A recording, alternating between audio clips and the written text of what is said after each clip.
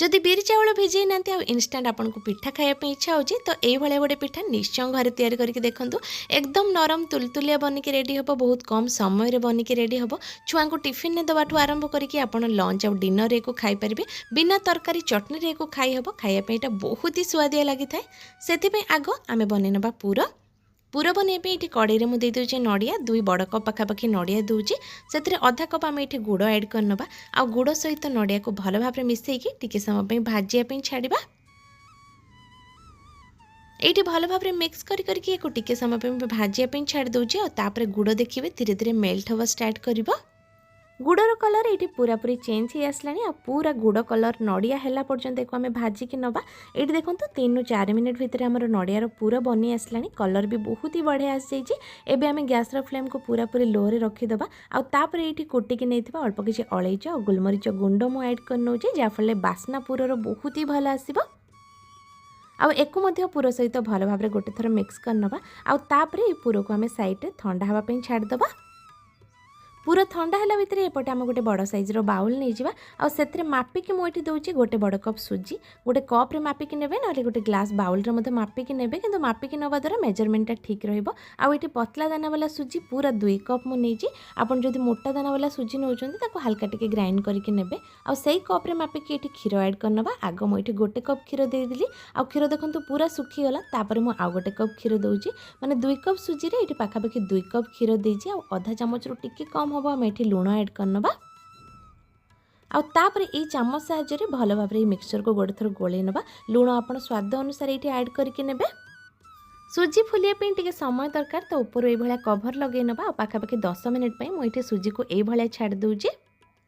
आ 10 minute पर ये ढांकुणी बाहर करवा। और चामच रे गोटे थर सुजी को उठेकी देखो देखो केते नरम हो जाइए। आ बढ़िया भाव में फुली जाइए। और कंसिस्टेंसी आमर पूरा पूरी परफेक्ट अच्छी।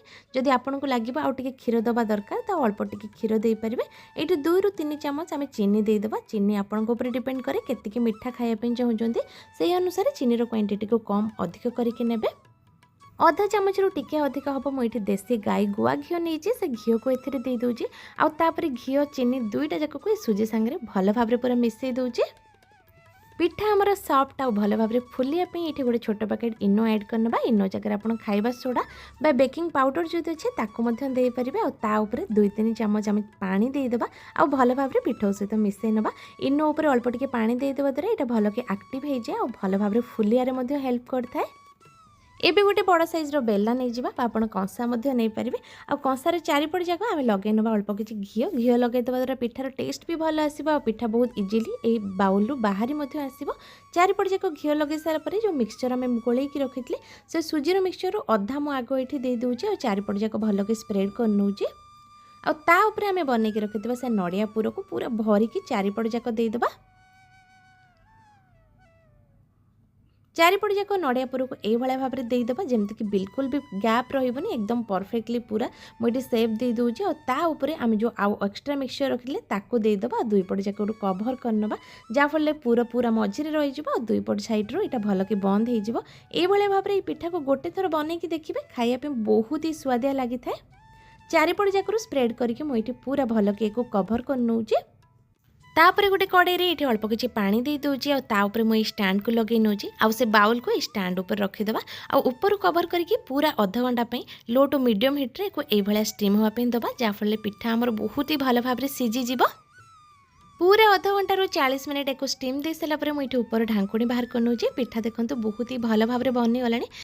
एबे आम गैस फ्लेम को ऑफ करनबा। और किसी समय ये ठंडा हाँवाई छाड़दबा। पिठा जो भल कि ठंडा होपर मुझे बाउल को बाहर कर नौचे। देखो केते परफेक्टली बनिकी रेडी होइए, ना ही कौटी भांगी। हाथ को पूरापूरी नरम तुलतुलिया लगुला। ये मुझे गोटे पीस काटिकी देखा देखो केते परफेक्टली बनिकी रेडी होइए। लंच बॉक्स रे छुआ मन को टिफिन देवाई हो डिनर आपन को बनईकी खाई पारे। बिना तरकारी खाई हम जेहेतु या भितर नड़ियार पूर अच्छी। तो निहाती भाव में घरे एक गोटे थर ट्राए करूँ। किपर लगे मत कमेंट बॉक्स में निश्चय जानवे। आशा करें आज रेसिपी पसंद आसो। जदि रेसिपी पसंद आसुच्छी लाइक करूँ, कमेंट करूँ, चैनल नुआ थे सब्सक्राइब करनी। आदि फेसबुक पेज देखुं पेज को निहाती भाव में फॉलो करनी। पुणी देखा गोटे नुआ वीडियो सहित।